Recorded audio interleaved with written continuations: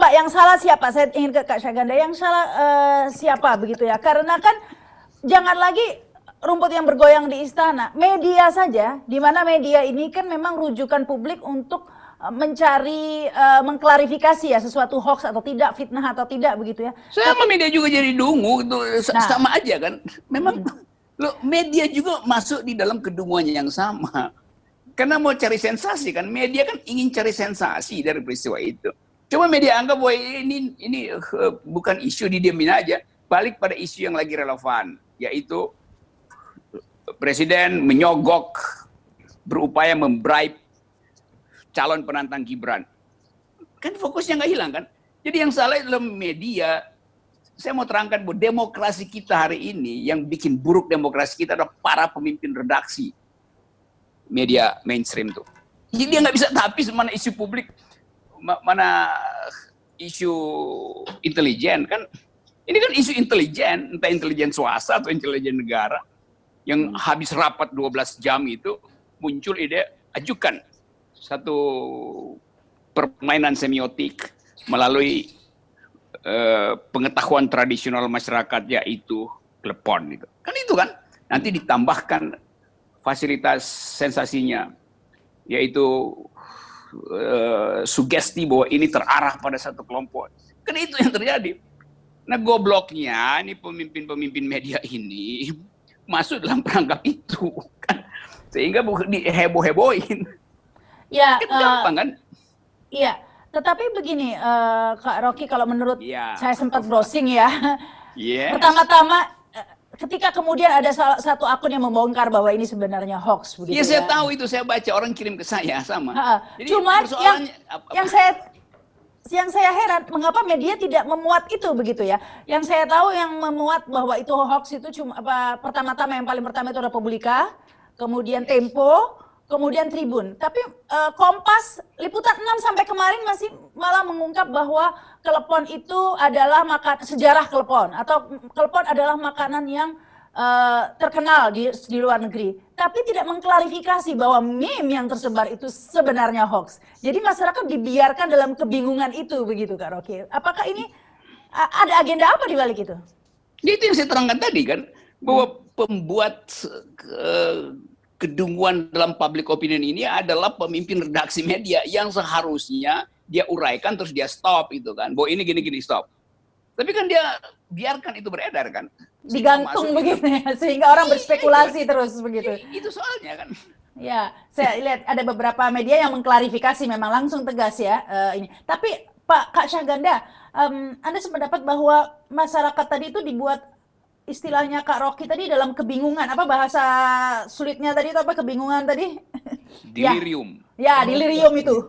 Ya, tetapi kalau kita lihat soal kebingungan apakah ini penyebabnya ya? Karena terus terang saya sendiri juga bingung ya. Nanti tiba-tiba ada berita ada berita gugus tugas diganti komite. Bingung loh sebenarnya, ini mau dibawa kemana sih begitu ya. Jadi mungkin masyarakat sudah frustasi, udahlah ngomongin telepon aja deh yang lebih enteng. Apa seperti itu Kak Syaganda? Saya pikir kan kalau media itu pasti dia kan ribut, tapi sebenarnya tidak mewakili apa yang terjadi di society.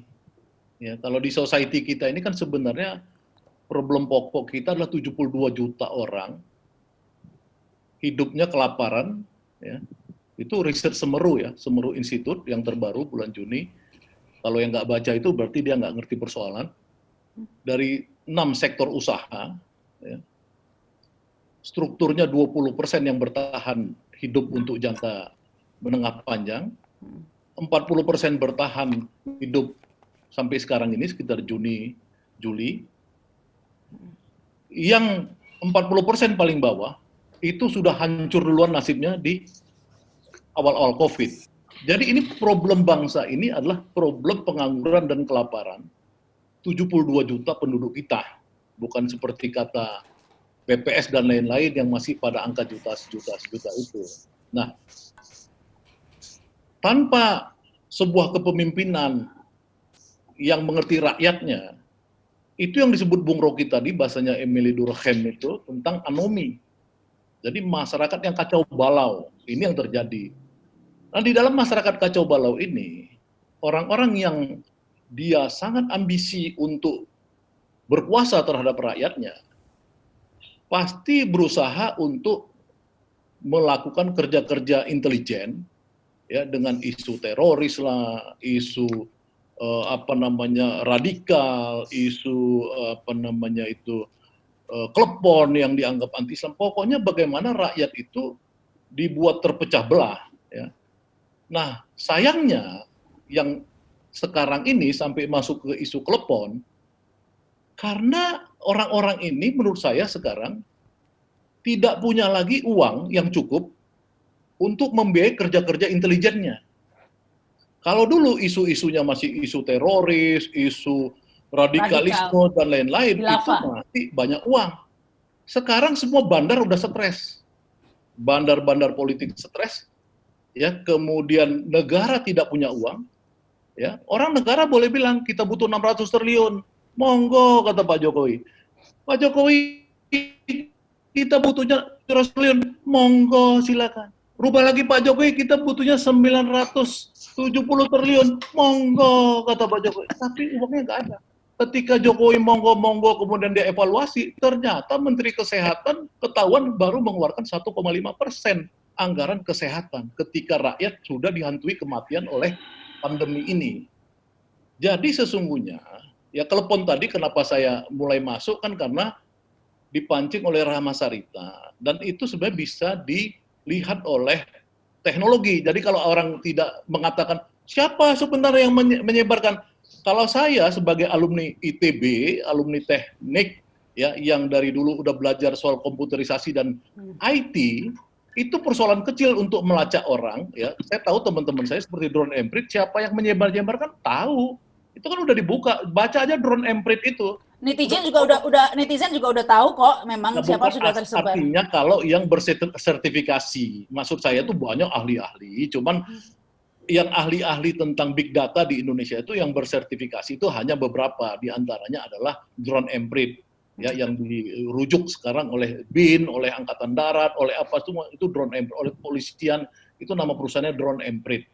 Itu adik kelas saya. Jadi artinya bisa dilacak. Jadi bukan nggak bisa dilacak siapa ini. Nah, saya cuma mau bilang tadi, ini kan orang yang memang mengorganisasikan pemecah belahan bangsa ini selama 5 tahun. Ya, semenjak Jokowi ini menjadi gubernur, kemudian presiden, itu kan mulai kita bangsa terpecah.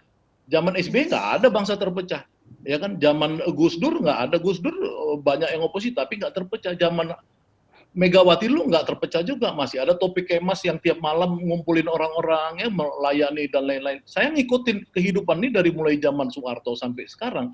Ini baru zaman Jokowi kan kita terpecah, dan ada orang yang mencari keuntungan dari keterpecahan ini. Jadi kalau klepon dan lain-lain ini bagian dari itu aja. Hanya memang saya melihat bahwa sekarang ketika bandar-bandar pada tumpur, ya, ini semua orang tumpur bandar-bandar sampai kemarin main undang-undang minerba supaya bisa 20 tahun mereka 5 pengusaha tambang ini masih bisa menguasai minerba. Ada pakai omnibus law, ada ini, pokoknya macam-macam, perpu corona, macam-macam. Tapi nggak ada uang, negara ini nggak uang. Dan saya yakin dalam waktu dekat ini bukan hanya Jokowi yang jatuh, negara ini bangkrut, jatuh negara kita. Cuman orang masih nggak ngerti. Kenapa orang nggak ngerti? Ya karena orang ini tidak memahami rakyat itu dan bangsa itu bagaimana. Masih sibuk sama klepon mungkin ya. Saya ke Kak Teddy ya.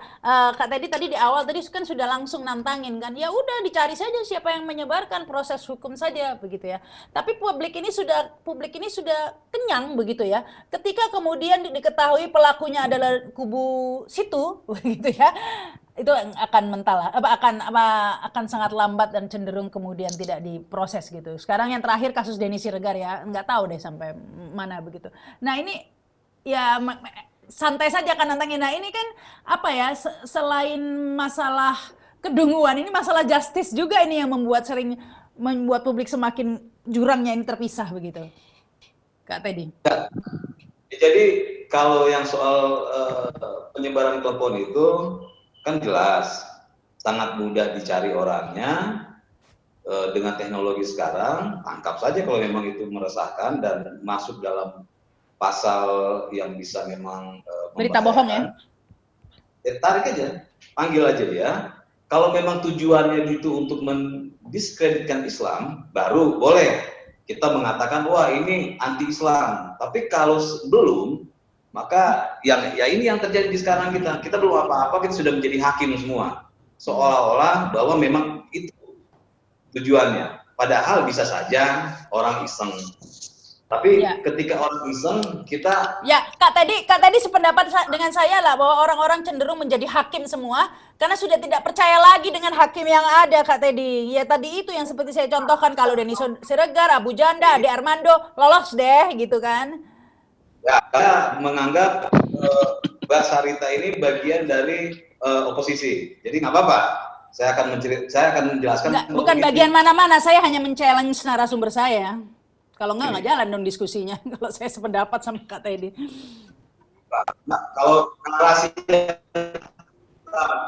yang dibangun itu memang sudah mengarah ke situ. Kenapa? Buat saya nggak ada masalah. Karena kawan-kawan saya juga Baik, tampaknya suaranya dari kawan-kawan oposisi nggak ada masalah, Mbak Rahmat. ya, Udah kedengeran? agak terganggu ya. Halo, ya. Ya. Saya mungkin ke Kak Rocky dulu ya. Kak Rocky, ini juga orang melihat selain masalah kebingungan ini juga masalah keadilan juga begitu. Orang-orang sering menghadapi kalau kayak gini jadi sering dipertontonkan dengan seperti yang saya contohkan tadi begitu, Kak Rocky. Apa saya off aja dulu ya? Karena saya belum selesai menjelaskan, udah dipotong terus nih.